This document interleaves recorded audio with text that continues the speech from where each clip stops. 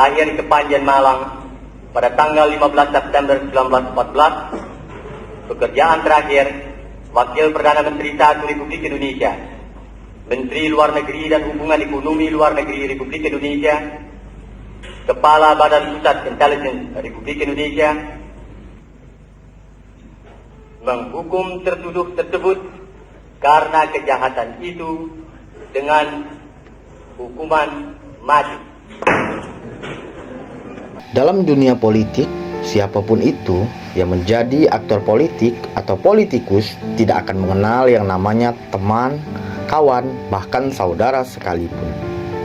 Demi mencapai tujuannya, begitu pula pada sosok yang jarang kita ketahui ini.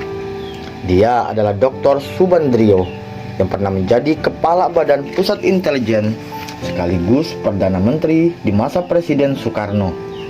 Dalam video ini kita akan bahas fakta unik mengenai vonis mati sosok Subandrio pasca terjadinya gerakan 30 September 1965. Subandrio yang mempunyai kiprah besar terhadap Indonesia akhirnya ditangkap oleh Maijen TNI Amir Mahmud atas perintah khusus dari Jenderal Soeharto.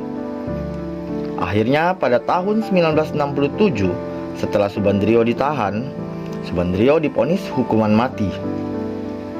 Proses hukuman terhadap Subandrio digelar dalam Mahkamah Militer Luar Biasa atau Mahmilub, menetapkan bahwa tertuduh yang bernama Subandrio telah melakukan kejahatan-kejahatan. Anehnya, dakwaan buat Subandrio bukan karena terindikasi beliau terlibat PKI atau terlibat G30S. Pada waktu itu pengadilan memutuskan Subandrio bersalah karena Subandrio dianggap subversif terkait ucapannya membalas teror dengan kontra teror. Benarkah demikian? Dalam persidangan, sidang berlangsung singkat. Akhirnya Subandrio dijatuhi hukuman mati. Bagi Subandrio, pengadilan itu tidak lebih hanya sebagai sandiwara belaka. Menurut Subandrio dalam memoarnya, kesaksianku tentang G30S, mereka gagal membunuh saya secara terang-terangan di sidang kabinet 11 Maret 1966. Toh mereka bisa membunuh saya secara konstitusional di pengadilan. Sandiwara ini naik banding. Saya tempuh hanya sekedar semacam refleks menghindari kematian. Namun upaya hukuman itu percuma, sebab pengadilan saja sudah sandiwara.